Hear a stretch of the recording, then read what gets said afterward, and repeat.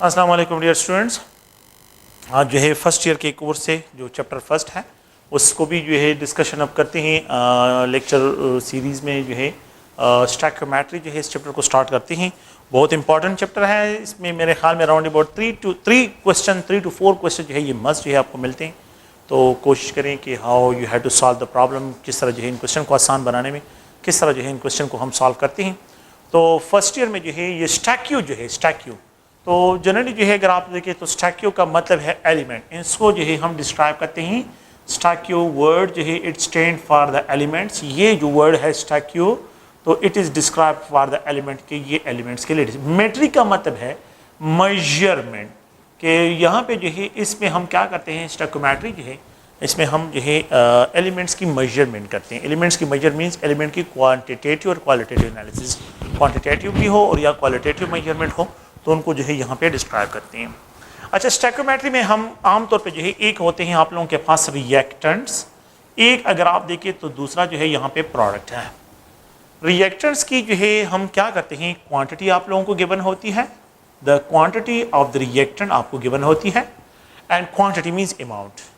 यहाँ पे क्वांटिटी का मतलब यहाँ पे क्या है अमाउंट जो है आपको गिवन होगा and you have to find the quantity of product. Product की क्वांटिटी को आपने फाइंड आउट करना है। रिएक्टेंट की वैल्यू गिवन होगी और प्रोडक्ट की क्वांटिटी को आप लोगों ने क्या करना है इसको फाइंड आउट करना है। सो प्रोडक्ट की क्वांटिटी जो है रिएक्टेंट के विद रेफरेंस टू रिएक्टेंट आप लोगों ने फाइंड आउट करना है। क्या मतलब है इसका? लेट्स सपोज मेरे पास हाइड्रोजन है and if it combine with oxygen, यहाँ पे जो है आप लोगों के पास ये वाटर जो है प्रोड्यूस करता है, बैलेंस केमिकल इक्वेशन है। सो अगर आप देखिए मैं इसको इस तरह डिस्क्राइब करूँ कि 2 मॉलिक्यूल ऑफ हाइड्रोजन कंबाइन होते हैं with 1 molecule of oxygen, you will get 2 molecule. तो क्वांटिटी क्या है? हाइड्रोजन की क्वांटिटी इज केमिकल, ये रिएक्टेंट्स है। ये क्या है? ये रिएक्टेंट्स है। These are the reactants. और ये अगर आप लोग देखें ये प्रोडक्ट्स है, इनको हम डिस्क्राइब करते हैं ये प्रोडक्ट्स है। अगर आप इस इक्वेशन में देखें तो यहाँ पे जो है हाइड्रोजन के 2 मॉलिक्यूल आपको गिवन है और यहाँ पे 1 मॉलिक्यूल ऑक्सीजन का और यहाँ पे 2 मॉलिक्यूल जो है। अगर मैं ये कहूँ कि मेरे पास 2 मॉलिक्यूल हाइड्रोजन के हैं, 2 मॉलिक्यूल हाइड्रोजन के हैं, 1 मॉलिक्यूल ऑक्सीजन का है, तो 2 मॉलिक्यूल ऑफ वाटर प्रोड्यूस होते हैं। अगर मैं आपको ये कहूँ ये क्वांटिटी ऑफ द रिएक्टेंट है और ये क्वांटिटी ऑफ द प्रोडक्ट के, ये 1 कंबाइन होकर 2 प्रोड्यूस करता है, ये प्रोडक्ट की क्वांटिटी है। अच्छा, मैं यहाँ पे एक दूसरा पॉइंट ये लिख देता हूँ कि लेट सपोज जो है यहाँ पे जो है ये अगर इसको मैं डबल कर लूँ, ये जो है डबल हो जाए तो 2 का डबल 4 आता है और 1 का डबल 2 जो है आ जाता है। अगर ये कंबाइन होते हैं, अगर 4 मॉलिक्यूल ऑफ हाइड्रोजन कंबाइन होते हैं with 2 molecule of oxygen, you will gate, अगर इनकी रिएक्टेंट की क्वांटिटी डबल होती है तो ये भी डबल हो जाएगा। तो there is no complex mathematics, it's a simple points है। अगर ये क्वांटिटी रिएक्टेंट्स की क्वांटिटी इंक्रीज होती है तो डेफिनेटली प्रोडक्ट भी इंक्रीज होगा। अगर मैं यहाँ पे आपको ये कहूँ कि लेट सपोज ये 2 है, ये 20 हो, तो 20 के लिए मुझे कितने molecule of oxygen? 10 molecule of oxygen चाहिए। तो how many molecule of water will produce? 20 molecule of water will produce. ये सिंपल मैथमेटिक्स है एंड जस्ट ओनली जो है। तो देखें कि ये क्वांटिटी में मुझे मॉलिक्यूल में गिवन है। अगर मैं अब इसको मोल में एक्सप्रेस करूं, 2 mole of hydrogen 1 mole of oxygen produces 2 mole of water. 2 mole of hydrogen, mole क्या है? क्वांटिटी है, ये भी क्वांटिटी को डिस्क्राइब करता है। The amount of the substance को डिस्क्राइब करने के लिए मोल को यूनिट को यूज करते हैं। तो if we have 2 mole, 1 mole produces 2 mole. If we double करते हैं 4 mole of hydrogen 2 mole of oxygen, you will get 4 mole of water. If you have 20 mole of hydrogen combined with the 10 mole, 2:1, देखिए 2:1 है। अगर मैं zero को जो है क्या कर लेता हूँ, इसको जो है हाइड कर लेता हूँ, अगर आप देखिए इसको छुपा रहा हूँ तो फिर वही रेशो आप लोगों के पास 2:1 के साथ आ रही है। कम्बिनेशन क्या है? 2:1 है और यहाँ पे 20, 10, 20 प्रोड्यूस होगा। अगर मैं इसको यहाँ पे लिख दो 200 मोल, तो 100 मोल of oxygen, you will get 200 mole of water. अगर मैं यहाँ पे ये लिख दूँ कि 2000 mole of oxygen, hydrogen with the 100,000 जो है आप लोगों के पास 1000 mole of the oxygen, you will get जो है यहाँ पे आप लोगों के पास क्या होगा? 2000 mole of water जो है ये प्रोड्यूस होगा। तो stoichiometry quantity of the reactant and quantity of the product दोनों को बैलेंस केमिकल इक्वेशन से एक्सप्रेस कर रहा हूँ। तो ये मोल के बेस पे मैंने डिस्कशन की है। मैं एक और पॉइंट से डिस्कशन कर रहा हूं कि ये 2 मोल्स ऑफ हाइड्रोजन है और ऑक्सीजन है और यहां पे 2 mole of water. 2 mole of hydrogen is equal to 4 gram, 1 mole of oxygen is equal to 32 gram, and you have to write 2 multiplied 18 gram. 36 gram इस साइड पे, 36 ग्राम उस साइड पे भी रिएक्ट कर रहा है। लेट्स सपोज अगर मैं 8 ग्राम लेता हूं तो यहां पे जो है ये 32 का डबल क्या हो जाएगा, तो 4 का डबल 8 है, 32 का डबल क्या होगा 64, तो 32 मल्टीप्लाई 2 भी लिख सकते हैं, या बस आप लोग 64 भी यहां पे लिख सकते हैं। तो यहां पे आप लोगों के पास 72 ग्राम ऑफ वाटर प्रोड्यूस होगा। अब यहां पे द रिएक्टेंट जो है that describe quantity describe in mass, ये मास में डिस्क्राइब हो रहा है, यहां पे द रिएक्टेंट की क्वांटिटी डिस्क्राइब हो रही है, प्रोडक्ट की क्वांटिटी डिस्क्राइब हो रही है मास में। तो मैं डिफिनीशन की तरफ आ रहा हूं कि stoichiometry the branch of chemistry where we have to study the quantitative relationship between the amount of reactant and product represented by a balanced chemical equation. The quantitative relationship between the amount of reactant, either जो है अगर आप molecule के level पे बात करते हैं तो मॉलिक्यूल पे एक रिएक्टेंट की क्वांटिटी डिस्क्राइब मॉलिक्यूल में, प्रोडक्ट की क्वांटिटी भी डिस्क्राइब मॉलिक्यूल में। अगर आप इसको मोल में डिस्क्राइब करना चाहते हैं तो मोल की क्वांटिटी, रिएक्टेंट की क्वांटिटी मोल में और प्रोडक्ट की क्वांटिटी मोल में। अगर आप जो है इसको मास में डिस्क्राइब करते हैं, रिएक्टेंट की क्वांटिटी मास में और प्रोडक्ट की क्वांटिटी मास में, तो ये मास रिलेशन, ये मोल रिलेशन और ये मॉलिक्यूल रिलेशन है। अगर आप इसको जो है नंबर से डिस्क्राइब करते हैं वो बाद में जो है डिस्कशन करते हैं, लेकिन ये है कि the branch of chemistry where we have to study the quantitative relationship between the amount of reactant and product represented by a balanced chemical equation, that branch is known as stoichiometry। उसको stoichiometry से describe करते हैं। stoichiometry में अगर आप लोग देखिए इसमें 2 क्वेश्चन जो है मेन हमने टारगेट करने, we have to solve 2 types of question. 2 types of question जो है पूरी stoichiometry में हमने, रिएक्टेंट की क्वांटिटी गिवन होगी, द क्वांटिटी ऑफ रिएक्टेंट ये गिवन होगी, and you have to find the quantity of the product, इसको फाइंड आउट करना है। एक क्वेश्चन ये होगा। सेकंड क्वेश्चन ये है कि the quantity of the product जो है आप लोगों को गिवन होगी, क्वांटिटी ऑफ प्रोडक्ट ये क्या होगी, ये गिवन होगी, ये वैल्यू आप लोगों को गिवन होगी, and you have to find the quantity of the reactant की क्वांटिटी को आप लोगों ने फाइंड। ये 2 क्वेश्चन है जिनको आप लोगों ने क्या करना है, इस जो है चैप्टर में हमने डिस्क्राइब करने हैं। जितने भी क्वेश्चंस होंगे सब के सब जो है हमने इसी के बेस पे जो है सॉल्व करने हैं। लेट सपोज जो है इसका मतलब क्या है, मैं यहाँ पे एक क्वेश्चन लिखता हूँ और क्वेश्चन ये है कि इफ लेट सपोज इफ मैं यहाँ पे रिप्रेजेंट करता हूँ कि 2 moles of hydrogen are allowed to react, hydrogen gas are allowed to react with 1 mole of बल्कि 2 mole of chlorine gas, 2 mole of chlorine gas, ठीक है। how many moles of the product will be formed? So how calculate how many mole of product ये are formed, तो कितने मोल जो है product की formation होगी। तो आप लोगों को केमिकल इक्वेशन भी गिवन होगा, ये हाइड्रोजन है, if it combine with the chlorine you will gate जो है 2 hydrochloric acid.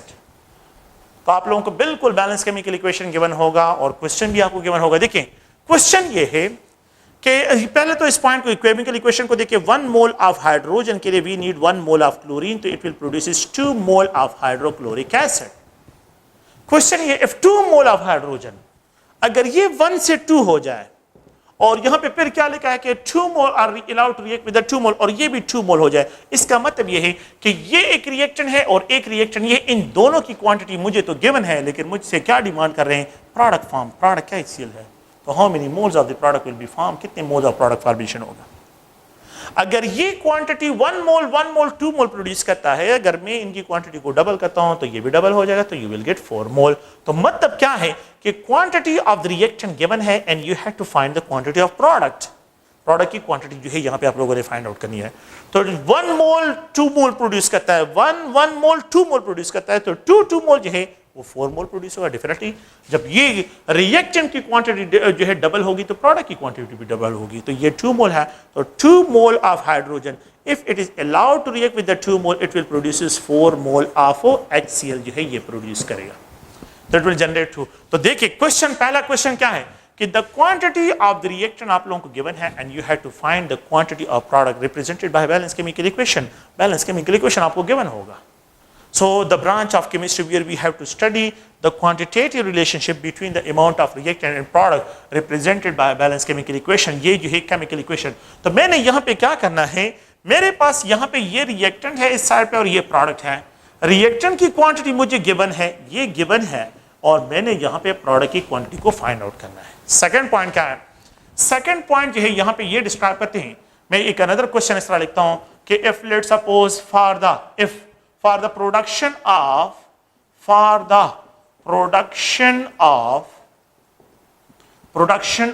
10 mole of HCl, 10 mole of HCl, how many mole of reactants, ठीक है, hydrogen and chlorine are allowed to react, कितने मोल जो hydrogen और chlorine को react करें कि it produces 10 mole of HCl के 10 मोल ऑफ HCl प्रोड्यूस करे। फिर बैलेंस केमिकल इक्वेशन आपको गिवन होगा, हाइड्रोजन क्लोरीन और यहाँ पे ये 2HCl है। प्लीज इस क्वेश्चन को देखें। For the production of 10 mole of HCl, 10 मोल 10 इसके मोल गिवन है, इसकी क्वांटिटी गिवन है, और डिमांड क्या है, डिमांड ये है कि कितना रिएक्टेंट मुझे चाहिए इतनी प्रोडक्शन के लिए। You have to find these values, आप लोगों ने इस वैल्यूज को फाइंड आउट करना है। अभी मैंने डिस्कस कर लिया 1 mole of hydrogen 1 mole of chlorine जब कंबाइन होता है तो 2 मोल प्रोड्यूस करता है। अगर ये 4 मोल हो जाए तो ये 2 मोल हो जाएगा, ये भी 2 मोल हो जाएगा। अगर ये 10 मोल हो जाए, लेट्स सपोज है अगर मैं इसको 10 करूं, देखिए 2 का हाफ 1 मोल, 2 का हाफ 1 मोल, तो half mole 2 mole, half mole of chlorine 1 मोल, मतलब ये 2 का हाफ आ रहा है ना, तो 2 का हाफ 1 आ रहा है। अगर ये 10 मोल मुझे चाहिए तो क्वेश्चन ये है for the production of 10 mole of HCl, तो 1 कंबाइन होके 2 प्रोड्यूस करते हैं, तो 10 मोल ऑफ HCl। तो आप देखिए प्रोडक्ट की क्वांटिटी गिवन है and you have to find यहाँ पे जो है रिएक्टेंट्स की क्या क्या वैल्यूज हैं, उनको जो है अपने यहाँ पे फाइंड आउट करना है। तो देखें, तो 2 का हाफ 1 है, तो 10 का हाफ क्या आता है 5। ओके, 2 का हाफ 1 है, ये 1 मोल 2 प्रोड्यूस करते हैं, 1 मोल 2 प्रोड्यूस करता है, तो अगर ये 10 है तो ये 5, तो ये भी 5 होगा, तो 5 कंबाइन होकर 10 प्रोड्यूस करते हैं। सिंपल सी बात है, 1 कंबाइन होकर 2 प्रोड्यूस करें, अगर 2 कंबाइन तो 4 होगा, अगर 3 कंबाइन होता है तो यहां पे देखें ये 1 से 2, यहां पे जो है ये 1 से 2, जब इसको डबल कर रहा हूं, जब ये डबल हो रहा है तो यहां पे ये डबल हो रहा है, जब इसको 3 टाइम, ये भी 3 टाइम इंक्रीज, तो 3 time of 2 is equal to 6। अगर ये 4 हो जाए, 4 हो जाए तो ये 8 हो जाएगा, और अगर ये 5 हो तो ये 10 हो जाएगा। तो ये सिंपल कैलकुलेशन है, इसमें कोई इस तरह की कॉम्प्लेक्स मैथमेटिक्स नहीं है, लेकिन आपने रेशियो को ज़हन में रखना है। So the branch of chemistry where we have to study the quantitative relationship between the amount of reactant and product represented by balanced chemical equation, that branch is known as stoichiometry, उसको stoichiometry से describe करते हैं। अच्छा, तो हम ये तो खैर जनरल जो है इसको रिप्रेजेंटेशन करने के लिए, इसकी डिफिनीशन के लिए मैंने ये बातें लिखी हैं, लेकिन ओवरऑल क्या है, overall how you have to solve the problem को किस तरह यहाँ पे सॉल्व करते हैं। तो मोस्टली जो है जब भी हम केमिस्ट्री में बात करते हैं तो आम रूटीन लाइफ में जो कैलकुलेशंस हैं उन रूटीन लाइफ की तरफ कैलकुलेशन हमने करनी है। इस पे सेकंड पॉइंट ये है कि हमने यहाँ पे कुछ और पॉइंट्स जो है वो है रिलेटिव एटॉमिक मासेस और relative molecular masses, relative atomic mass scale, relative atomic mass scale. ये जो है SI सिस्टम में जो है एक सिस्टम है, SI सिस्टम इंटरनेशनल में जिस तरह आप जो है कि यूनिट यूज करते हैं और वो है मीटर, तो metre is most use for the length के लिए इसको यूज करते हैं। इसके अलावा जो है अगर आप टाइम के लिए देखते हैं तो टाइम के लिए हम सेकंड यूनिट यूज करते हैं। अगर हम किसी शॉपकीपर के पास जाते हैं और उससे डिमांड करते हैं कि मुझे जो है ये चीज़ चाहिए, तो हम उसको कहते हैं शुगर चाहिए, तो हम उसको कहते हैं मुझे 1 kg शुगर चाहिए, मुझे 2 kg शुगर चाहिए, मुझे जो भी डिमांड होते हैं रूटीन लाइफ में, जब मैं उसको 1 kg में बात करता हूँ तो वो समझ जाता है आसानी के। तो kg क्या है, kg जो है ये यूनिट है। अगर आमतौर पे हम जो है जिस तरह ये यूनिट डिस्क्राइब करते हैं, लेकिन अब मैं इस तरह नहीं कह सकता हूँ कि मुझे 1 kg एटम चाहिए, कि मैं जब एक दूसरे के साथ कम्युनिकेशन करते हैं ना तो वो इस तरह नहीं कहते कि मुझे 1 kg एटम मैंने लिया या 2 kg एटम मैंने, वो इस तरह की बातें नहीं करते। वो क्या करते हैं, वो रिलेटिव एटॉमिक मास स्केल जो है उनको यूज करते हैं और इसके बेस पे जो है डिस्कशन करते हैं। तो मोस्टली मोल और रिलेटिव एटॉमिक मास स्केल आमतौर पे जो है, अगर बिल्कुल जो है बेसिक में जो है मैं चले जाऊं और बिल्कुल इसको बेसिकली जो है डिस्क्राइब करते हैं, तो अगर आप लोग देखिए ये जो है आप लोगों के पास एक बैलेंस है, और इस बैलेंस में जो है अगर मैं एक शॉपकीपर से डिमांड करता हूँ कि मुझे 1 kg पोटैटोस चाहिए, तो जब मैं उससे डिमांड करता हूँ तो पहला पॉइंट ये है कि मुझे 1 kg पोटैटोस चाहिए, तो मैंने उसको 1 kg पोटैटोस का नाम बता दिया कि मुझे 1 kg, तो वो पहले क्या करता है, वो पहले 1 kg स्टोन को जो है एक जगह पे बैलेंस में रख देता है, और फिर उसके बाद यहाँ पे पोटैटोस या शुगर रखना शुरू कर लेता है। और जैसे ही जो है ये दोनों इक्वल हो जाते हैं ना, जिस पॉइंट पे ये इक्वल हो जाते हैं, मुझे तसल्ली हो जाती है कि यार ये जो है मेरे साथ कोई धोखा नहीं कर रहा है, इसने मुझे एग्जैक्ट 1 kg पोटैटोस ही दिया है या 1 kg शुगर दिया है। तो इस 1 kg स्टोन को जो है जो यहाँ पे यूज किया गया है, it is use as a reference standard, it is use as a reference, जिसको डेली लाइफ में हम क्या करते हैं, as a reference standard use करते हैं। It is use as a reference standard, और इसके साथ थिंग्स को मैयर करते हैं। तो मैंने क्या कहा, 1 kg स्टोन, मुझे 1 kg शुगर चाहिए, तो मैंने जब उसको बता दिया तो वो पहले क्या करता है, देखें मैंने ये बता दिया, वो पहले 1 kg स्टोन को रख देता है, फिर उसके बाद पोटैटोस के नंबर डालता है, और जब ये डालते हैं जैसे ये बैलेंस हो जाए, जैसे ये इक्वल हो जाए, तो मुझे तो बिल्कुल जो है मतलब ये बैलेंस हो जाए, तो हम कहते हैं कि इसके 1 kg पोटैटोस की जो है अमाउंट है वो भी जो है अब 1 kg 1000 ग्राम के बराबर है। एक क्वेश्चन, तो ये गिवन है, मैंने इसको क्या कर लिया, फाइंड आउट कर लिया with the reference of this 1 kg stone, मैंने जो है पोटैटोस के मास को फाइंड आउट कर लिया। अब घर में जो है लेट्स सपोज जो है किसी जो है एक जमींदार है, उसके घर में बहुत ज्यादा है पोटैटोस या शुगर उसके घर में ज्यादा है, तो उसके जो है जितनी जरूरियात है उससे ज्यादा है। अब वो शॉपकीपर के पास जाता है, और शॉपकीपर के पास जब चला जाता है उसको जो है देता है कि यार ये लो, और ये चीज जो है मेरे घर में ज्यादा है और ये आप लें, और ये जो है 10 kg है या 5 kg है या जो है 10 kg है, जितना भी वो बताता है। अब शॉपकीपर क्या करता है, शॉपकीपर जो है अपनी तसल्ली के लिए हो उसको जो है बैलेंस में रखता है। तो जब वो उसको कहता है, किसान कहता है कि 10 kg पोटैटोस है, तो वो पहले यहाँ पे पोटैटोस को रख देता है, पहले kg बैलेंस में पोटैटोस को यहाँ पे रख देता है।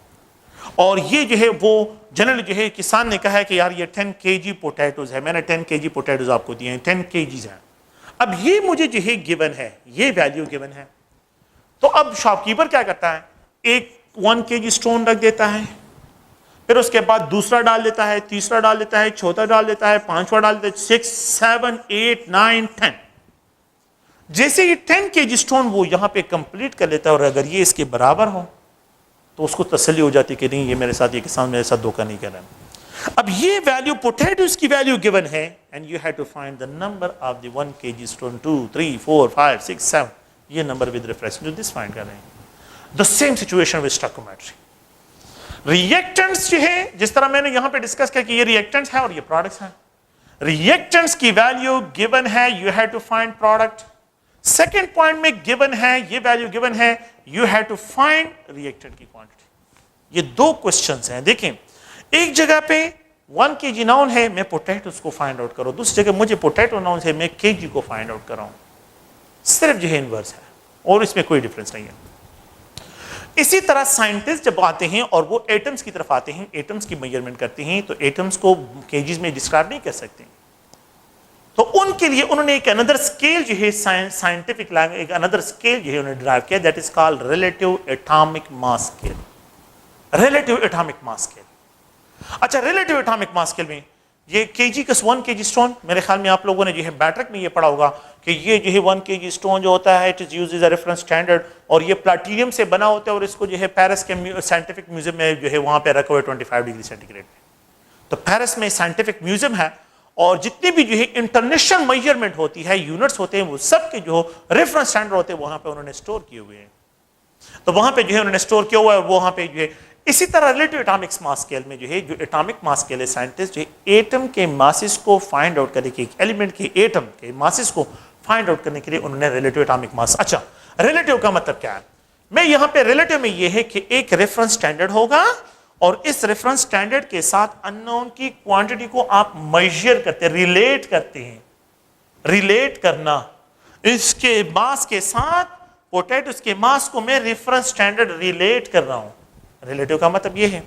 अब अगर मैं यहाँ पे जो है जिस तरह 1 kg स्टोन, तो उन्होंने साइंटिस्ट ने एटॉमिक मास स्केल में जो है कार्बन को is use as a reference standard, carbon को जो है उन्होंने as a reference standard use किया हुआ है. So the carbon atom is use as a reference. 1 carbon 12 atom, 1 carbon 12 isotope, carbon 12 isotope की बात कर रहा हूं, इसमें 6 प्रोटॉन, 6 न्यूट्रॉन, 6 इलेक्ट्रॉन्स होते हैं. तो ये जो है that is equal to 12 atomic mass unit के बराबर है. 1 atomic mass unit is equal to, और 1 carbon 12 atom is equal to 12 atomic mass unit. Please इसको देखें. अगर हम आमतौर पे देखें तो एक दर्जन में 12 नंबर्स होते हैं. एक दर्जन में 12 नंबर्स होते हैं. एक दर्जन में एक दर्जन में 12 नंबर्स होते हैं. एक कार्बन 12 एटम में 12 एटॉमिक मास यूनिट्स होते हैं. अगर मैं ये कहूं कि a single atomic mass unit में कितने कार्बन 12 एटम्स होंगे, तो वी कैन आल्सो डिस्क्राइब कि ये क्रॉस हो जाएगा और ये. तो 1 atomic mass unit is equal to 1/12 part of carbon 12 atom. 1/12 मैंने क्रॉस कर लिया, तो it is equal to 1/12 part of carbon 12 atom. तो जो एटॉमिक लेवल है, माइक्रोस्कोपिक दुनिया है, माइक्रोस्कोपिक दुनिया, मैक्रो नहीं माइक्रो, माइक्रोस्कोपिक दुनिया में जब भी एक एटम के लेवल पे हम बात करते हैं तो उसके लिए एटॉमिक मास स्केल यूज करते हैं और it is use as a reference standard. तो आप लोग देखें, जिस तरह हम जो है एक दर्जन है, तो एक दर्जन में 12 नंबर. अगर मैं यहां पे लिखूं कि एक नंबर में कितने दर्जन होंगे, अ सिंगल नंबर में 1/12 ऑफ दर्जन नंबर होंगे, 1/12 पार्ट ऑफ दर्जन होंगे. अ सिंगल नंबर में कितने दर्जन होंगे, 1/12 पार्ट ऑफ दर्जन होंगे. बिल्कुल इसी तरह कि एक कार्बन 12 एटम में 12 एटॉमिक मास यूनिट होते हैं, तो एक ही म्यू में 1/12 कार्बन 12. अब क्या करना है देखिए पास में प्लीज.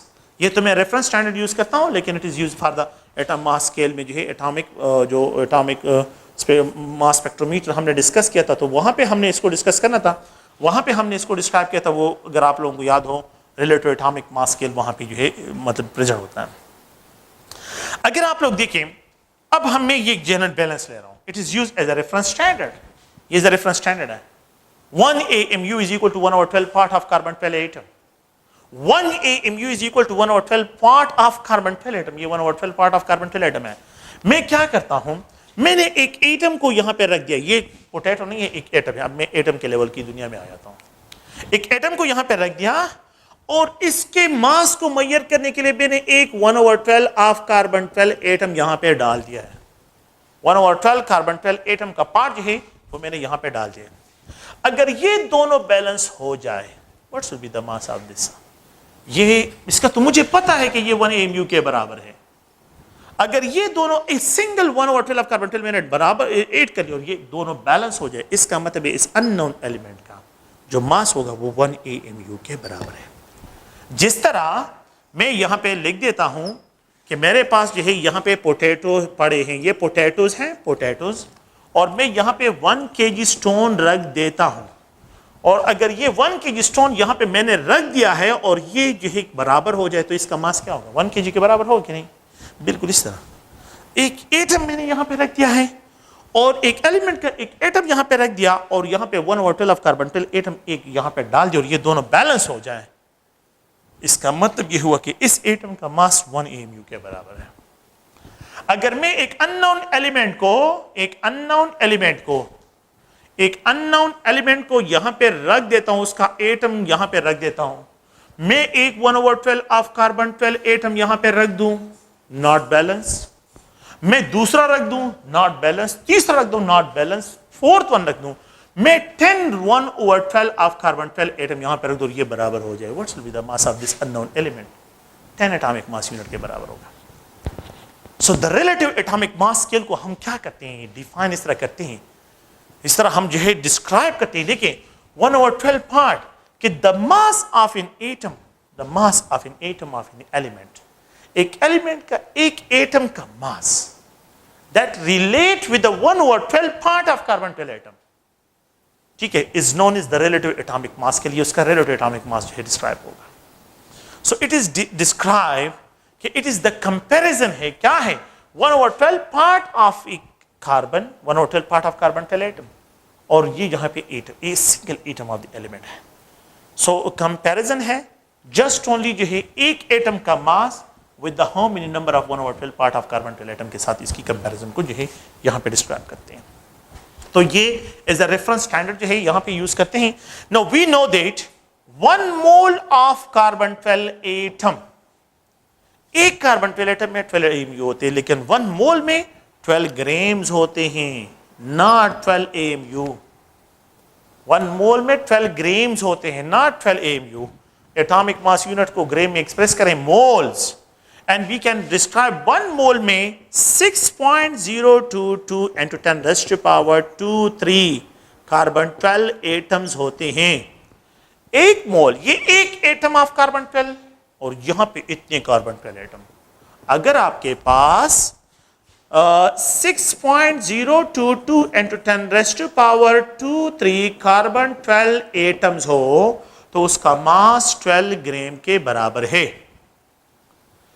अगर आपके पास Avogadro number of carbon 12 atom हो तो उसका मास 12 ग्राम के। एक कार्बन एटम का मास किसके बराबर होगा? एक कार्बन एटम का मास किसके बराबर होगा? तो यहां पे इसको क्रॉस करें और यहां पे ये लेके आए तो a single carbon 12 atom is equal to 12 gram divide by 6.022 into 10 raised to power 23 इसके बराबर है। ये इक्वेशन नंबर 1 है और ये इक्वेशन नंबर 2 है। देखें equation 1, now putting the value of equation 1 in equation 2, sorry equation 2 in equation 1, 1 AMU is equal to 112 multiplied, देखें 112 multiplied ये 1 कार्बन 12 एटम इसके बराबर, ये 1 कार्बन 12 एटम है कि नहीं?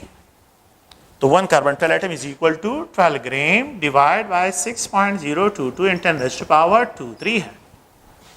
वी कैन कैंसल, यहां पे कैंसल हो जाएगा।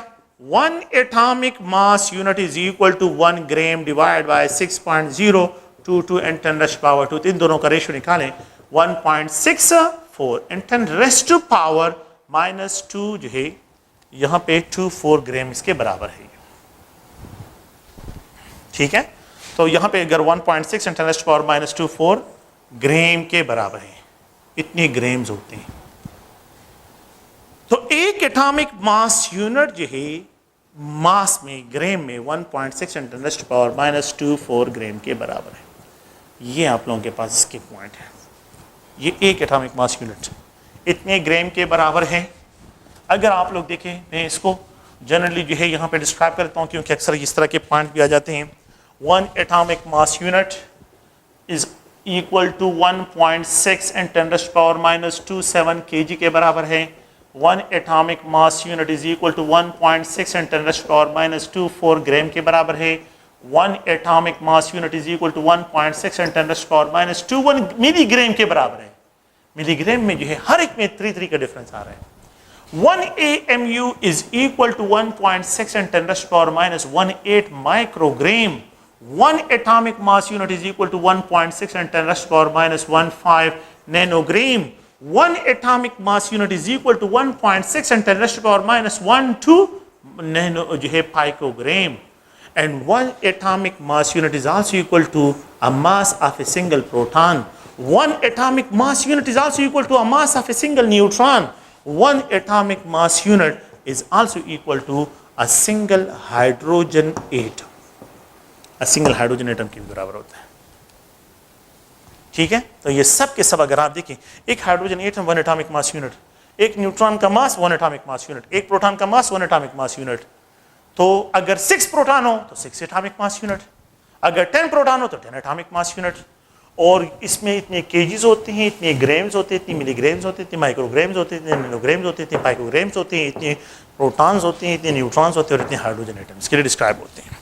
तो ये अगर आप लोग देखें जनरल जो है रिलेटिव एटॉमिक मास स्केल में जो है हम इस तरह डिस्क्रिप्शन करते हैं कि यहाँ पे 1/12 पार्ट ऑफ कार्बन 12 एटम के साथ इनकी कंपैरिजन करते हैं। So the number of atomic mass unit, number of atomic mass unit, the how many atomic mass unit, बल्कि इस तरह भी लिख सकते हैं how many AMU, how many atomic mass unit are there in. मैं इसको डिस्क्राइब करता हूं 10 जो है gram of an element how many atomic mass unit, आसान सा पॉइंट 1 AMU, ये रिलेशन याद रखिए 1.6 × 10⁻²⁴ ग्राम। तो ये पॉइंट जहन में रखें, हाउ मेनी AMU, मुझसे डिमांड इसकी है, मुझे ये वैल्यू गिवन है, तो यहाँ पे 10 ग्राम, जस्ट ओनली क्रॉस करें, तो ये क्रॉस करें, cross 1.6 × 10⁻² gram is equal to 10 gram multiplied by 1 AMU divided by 1.6 × 10⁻²⁴। तो ये यहाँ से क्रॉस करें, वहाँ पे लेके जाए, you will get x AMU. How many AMU are there if 10 gram of an element? How many, next question देखें, how many a जो है यहाँ पे ग्राम्स, अब ग्राम्स की बात कर रहा हूँ,